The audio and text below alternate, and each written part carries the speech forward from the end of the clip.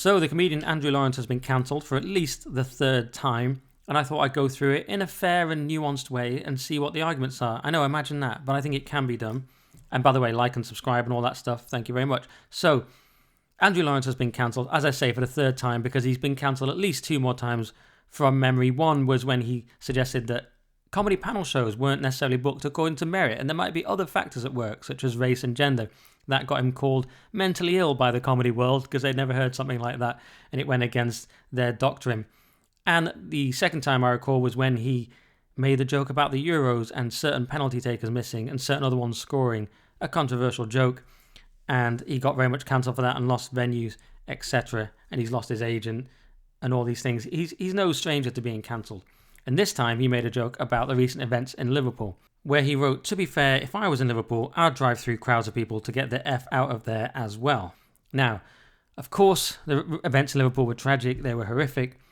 They haven't turned out quite as bad as we thought, but still, the video was horrific to see. I thought, why is this thing even in my timeline? Do I even want to see these things? You know, they appear in your timeline. Even I was like, I say even I because I'm no stranger to horrific news. I've been covering it for years on the telly. But this was pretty horrific to watch, and I was uncomfortable watching it. And you think, what does it do to us to see these things? Clearly a horrific event. No one's arguing with that. I don't think Andrew for a second would argue with that himself. However, Andrew is dedicated to the joke as a kind of pure art form. Whether you agree with this or not, I do believe that's where he's coming from. Everything is fair game for him to joke about, no matter how dark. He doesn't set parameters. He doesn't joke about one thing and not another. He just jokes about everything. Because otherwise you're into a realm of subjectivity. What one person is offended by, another person thinks is fine. You know, some people are offended on religious grounds. People have been killed over this in France, been killed over jokes. Other people won't care at all. So he just thinks everything is fair game and everything is up for joking about. And the other thing is, of course, that we have such a thing as gallows humour, and we have such a thing as joking about dark and difficult subjects to process them. There's a famous clip of Joan Rivers where someone says, "Oh, it's not funny if your daughter's deaf," and she hits back about why actually it is funny and why the darkest and most personal things are actually the funniest, potentially. The only child that I think I would have liked ever was Helen Keller, because she didn't talk. It is just... It's very funny. Yes, it is. And if you don't, then leave. It's funny if you have a deaf son. I happen to have a deaf mother. Oh, you stupid ass. Let me tell you what comedy is about. Go ahead and tell me. Oh, please. You are so stupid. Comedy is to make everybody laugh at everything and deal with things, you idiot. My mother is deaf, you stupid son of a bitch. And I also can agree with that in principle. So, in that sense, Andrew has form in this. He's just doing a dark joke like he always does, a bad taste joke. It's not a joke I would make. May as well say that, but it's not, because this is not my style. It's not the kind of thing I do. Lots of us wouldn't make this joke, but Andrew would. That's his style. And he did. And of course, it didn't go down well because of the world we're in. And the venue, Caddy's Southend, said the event organisers who had hired our comedy club for the Andrew Lawrence night have cancelled the event. We do not condone or support the comment that has been made online, and we send everyone impacted by the tragic events in Liverpool our support and prayers. I object to the word comment there because, of course, it's not a comment, it's a joke, and we'll see more of that later. But it's not that surprising the venue cancelled. We've seen this a million times. Andrew Lawrence replies, "This venue lost their courage after being bombarded with abuse and threats of violence from online trolls. Understandable but disappointing. I will reschedule for later in the year at a different venue, Southend. Sorry for the inconvenience. Have a great day. Sunglasses emoji." So, you know, Andrew's no stranger to this. I'm sure it does impact him, but he's dealt with it before. And of course, now the pile-on starts. And if you think cancel culture has gone anywhere, think again, because it's very much alive and well. Someone here says, "Absolute whopper. Please, everyone, let's get all his gigs cancelled." Pretty unambiguous. Another person, "Enjoy the rest of your day. It's getting cancelled too, Andrew." And these are just a small sample. Socialist voice, "You are not the victim here. I hope loads more of your gigs are cancelled. You are a shit comedian," inverted commas, "anyway, with an annoying helium voice." And he puts comedian inverted commas, and that's something we see a lot of. Bog standard Marxist said, "Shut up, you pathetic sack of human sewage. You don't get to crack jokes," note the inverted commas, "like that, and then pretend you're the victim. Comedians," inverted commas, "like you resort to saying the most offensive thing you can think of because you lack the creativity and intelligence to think of anything better." And we see this a lot. We see the venue saying it's a comment. We see people saying it's comedian in inverted commas as if to say you're not really a comedian. joke in inverted commas, these are suddenly statements that you're making. And this has happened many times. We've seen Jimmy Carr be cancelled and people said the statement he made. Suddenly, because they don't like what it is, it's a statement. Well, no, it's a joke and you're being disingenuous about his intention. Even if you hate the joke, even if you hate Andrew, you can't suddenly claim it's a comment. And you can't suddenly claim he's not a comedian, because he has been a professional comedian for many, many years, and a very effective one, whether you like it or not. And you don't have to like it, but he is a comedian. And then, of course, you get the just die people. So someone here says, it isn't clever or funny to just say something outrageous, no comedic skill, just die, bro. Could argue there's not too much comedic skill in that either. Someone else goes for the doxing. They say, we sent them a very polite email. You're the, misspelled, online troll. What's the weather like in names where Andrew lives? Doxing. Today, Andrew. Now you've doubled down on your actions. I think many will double down on theirs. In short, you're effed. Pretty threatening, giving out where he lives and saying people will double down on their actions. What does he mean? Nothing good. So, whatever you think to Andrew's joke, I think reasonable people can agree, once you are telling someone to die and doxing them online, you have lost the moral high ground. And probably if you're cancelling them as well. But even if you're a punter cancelling them, I think it's bad. I think you're part of a pile-on. You're in the self-righteous fury of the mob where you feel justified in what you're doing, but actually there's nothing really justified in it. And in an earlier time, in olden times, you just kicked a guy to death in a crowd, then sort of looked at him and walked away feeling a bit weird and wondering what you just did. That's the self-righteous fury of the mob. We've seen it many times. And we'll probably keep seeing it because that's what humans are like. Cancel culture has not gone anywhere, but that's the individuals doing it. Now we see the comedy clubs also doing it. So Hot Water Comedy Club, which is a club in Liverpool, said, we love this city, its people, its humour, its strength. We work with brilliant comedians from across the UK and beyond, and we believe in the power of comedy to challenge, uplift and connect, not to target people in moments of real pain. Today, Andrew made a vile attempt at a joke about a tragic incident here in Liverpool. That's not comedy, it's cruelty, plain and simple. Mocking a hurting community says far more about him than it ever could about this city. He's not welcome at any of our events or venues. His name will never appear on a bill associated with us. His brand of cruelty has no place in the kind of comedy we stand for. Promoters and comedians who continue to book or share a stage with him should think carefully about what that says to audiences. If you're standing by him, you're standing against everything this industry should represent. Our heartfelt thoughts are with everyone affected by what happened yesterday. Liverpool stands together.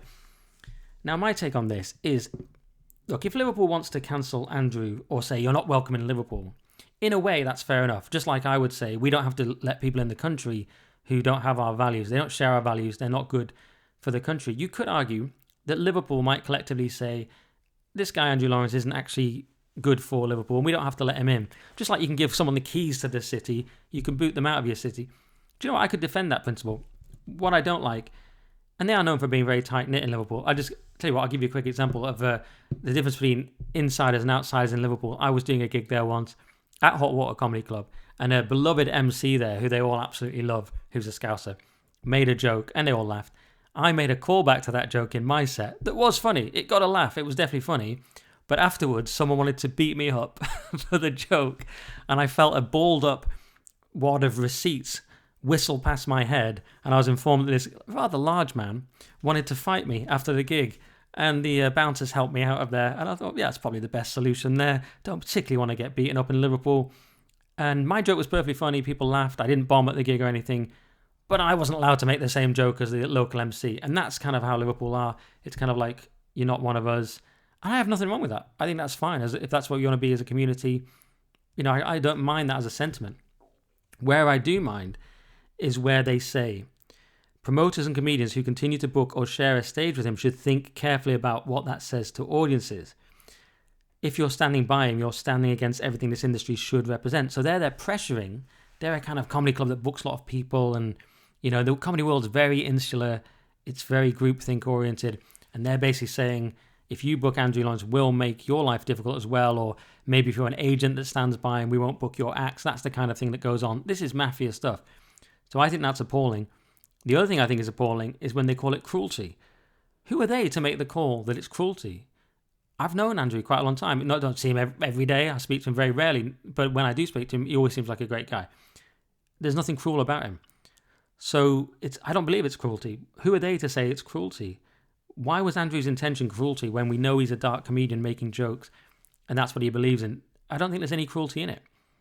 So I object to the cruelty part. And this idea of comedy uplifting and connecting, well, not really. I mean, that sounds like a self-help seminar. I mean, comedy is comedy. It doesn't have to uplift and connect. You can have different types of comedy. Some of it is more cruel than other types. Everyone's got a different style. Lee Evans was pretty sort of upbeat, fairly broad comedy, physical stuff anyone can like. Andrew Lawrence isn't that. There's lots of comedians that are not like that. Bill Hicks wasn't like that. Stuart Lee isn't like that. And Jerry Sadowitz isn't like that. So, I don't go for the cruelty thing at all. Now, where I get really annoyed is the Comedy Store, London, sharing this. And they say, "We stand beside Hot Water Comedy and the people of Liverpool. Lawrence won't ever be welcome at any of our store show or tour shows." I guess they mean shows or tour shows. Now, Andrew Lawrence has smashed hundreds of Comedy Store gigs over the years. I've seen him do it when I started in comedy. And by the way, I used to be represented by the Comedy Store agency, but I left them, so there's no bitterness in anything I say about them. But I do think this was incredibly poor, because it's one thing for a normal person to cancel Andrew Lawrence and pile on them. I think that's bad to pile on people. But it's much worse for the Comedy Store to do it, because obviously he's a comedian who therefore should be defended on grounds of being a comedian. Even if you want to look at the business of it, don't you think it sets a terrible precedent to start cancelling comedians as a comedy club? Shouldn't your default position be, we stand by comedians even if we didn't like that joke or they get it wrong? Shouldn't that be your default position? Especially if this is someone who's played your venue for years and years and smashed gigs there. I remember seeing Andrew there when I just started in comedy, and it was a late night show. It used to do 5 shows at the Comedy Store on a weekend, and you do 2 a night on a couple of the days. And the late show was quite tough for obvious reasons. It could be quite tough. Sometimes it was better, but sometimes it was very tough. And he went on quite a tough one, and he came out, and I remember he said, "It's always important to make a good first impression in comedy, which is hard when you've got a face like a paedophile." So he comes out and immediately gets him on board, calling himself a paedophile. So it's not like Andrew lets himself off the hook. His comedy is aimed at everyone and everything, very much including himself. It's always been part of his act. And he just rips into himself brutally. Calls himself ginger and skinny and, all these things. And he really got the audience on side, and it was great to see. When you start in comedy, there's a kind of magic to both performing and to seeing, veteran performers do it. Obviously, I've lost that magic now, but I remember at the time thinking that was a really cool experience, seeing Andrew do that. And he's been playing the Comedy Store for years, so why is that a good thing to immediately throw him? I was going to say under the bus. That's probably not the right expression in the context. But why? What are you thinking if you're doing that to Andrew? I mean, by the way, the Comedy Store's got more and more woke.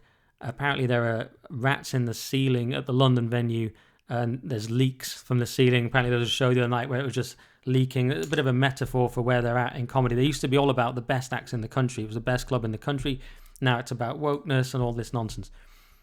And I think it's disgusting what they've done to Andrew there. I think even if you hated the joke and hate Andrew, you can surely say it's not the place of a comedy club to be doing that. And I'm even going to add the caveat that I can understand Hot Water doing it in Liverpool more than I can Comedy Store London.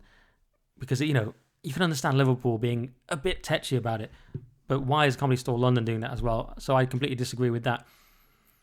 That is some of my take on this. I do want to say a couple more things. And I'm going to try and give another argument and say, I can understand the argument now that comedians are not exactly pro-social. This is a term you hear a lot, pro-social, meaning the opposite of anti-social. We had an understanding of comedians back in the day that it was about free speech, free expression. We had a fairly stable society, and we had shared assumptions about what we were joking about, what was appropriate to laugh at, what wasn't, and we more or less agreed on it. Things could push the boundaries, but we kind of more or less agreed. And in fact, we were so comfortable with that, we could have things like Brass Eye, which were very edgy, would never come out now because we've gone backwards when it comes to free speech. Now, you could argue that where we are now in the culture, that things like comedy are almost luxuries we can't afford. We have to sort of save the country, fix the country, and things are in such a state that this was a kind of luxury to have comedy. Although, of course, you've always had the jester, you've always had this check on power, we've always been able to have this release valve of comedy. But I don't think it works in a fractured culture. It may be just that we can't have comedians anymore because there were so many shared assumptions we had in the past, and that's how comedy works, is by lampooning shared assumptions. I'll give you an example. The funniest thing to me is always having a laugh with your school friends when you're at school. Why? Because you have the most trust amongst each other. You see each other every day. You have the most shared reference points. You've got the same teachers you can mock. You've got the same people you can mock. You all have nicknames. You can mock each other. Sometimes it goes too far. Someone gets upset. Maybe you mock him more. Maybe you back off. And it's the funniest thing. It's that, especially in the North and like a state school where I went to, it was just the funniest times. And it's because you have the closest relationship and an understanding, and comedy relies on that. We used to have that as a nation. England, very funny country. Britain, this was a great tradition for us. And even if we mock things like Monty Python mocked Christianity, we were mocking it because it was ourselves we were mocking. That was part of the architecture of our culture. We all had to go to church, and even if we see the value in that, we can also mock it. Some people don't like it, some people do, but we understood it. It was part of our culture. Very different when you start mocking other religions, and some of them don't like it so much. But this is the problem with a fractured multicultural society where there is no trust. We've lost the high trust society. So the funniest thing is your mates at school, but the least funny thing is a stranger you meet. You don't know anything about them. You could get killed because you don't have any trust between you. You don't have any shared reference points. So everything has to be policed. Everything has to be generic. You can't say that offends my religion. Well, that offends my religion. Well, I'm from here. I've got this disability. I've got this one. That's where all humor breaks down, because it depends on shared assumptions and a high trust society. And that's what we've lost. And as I said, you can literally be killed for a joke in France, and you make this joke as Andrew Lawrence, you get destroyed, you get people saying you should die, you get all the comedy clubs cancelling you. That part is completely absurd. But maybe we're just in a time where you can't have comedy, or you can only have comedy for specific groups. And Andrew himself, of course, is part of a kind of group, you could say, because he's come out and had a few right-wing opinions here and there. He ends up part of the group of kind of cancelled or right-wing comedians. And yes, they play venues like Comedy Unleashed. And you can mock the limits of that and say, oh, it's just a little bubble and that doesn't work elsewhere and so on. But it may be just that we can only be comedians for these little silos now, because there is no shared culture and any shared assumptions. It may be that Liverpool has to have its own comedians, which it does, as people like Paul Smith, who have kind of become massive by being Liverpool comedians. You have right-wing comedians. Maybe you have Muslim comedians. We can only have comedians for our own little group now because we have no shared assumptions anymore. And so the time of the comedian may be over, or it may be that it's time to have small communities that can be funny about themselves, but not on the whole. And I don't know how that can really work. It can work in events like Comedy Unleashed, but as we see, it doesn't work on a more global scale, on even a national scale. So those are some of my thoughts on Andrew Lawrence. Like I say, probably not his finest hour, probably not his finest joke, but I don't think there was any malice in it. I don't think people who mob him and pile on can ever be in the moral high ground, particularly the comedy clubs. That said, I can understand Liverpool's feelings on this. And maybe we're just in a time, as I've said, where the luxury of comedy and the shared assumptions around it have gone. Those are my 2 cents. And if you want to get to know more about Andrew and hear it from the man himself, go to my interview with him, which we did 2 years ago, the last time he got cancelled, which I will link to at the end of this video. And for everything else, go to nickdixon.net. I have full interviews with all kinds of great guests, the full version of my topical podcast with Paul Cox from GB News, extra podcasts I only put on there, hundreds of paid subscribers already, so join them at nickdixon.net for about the price of a Marks & Spencer sandwich. Thank you very much.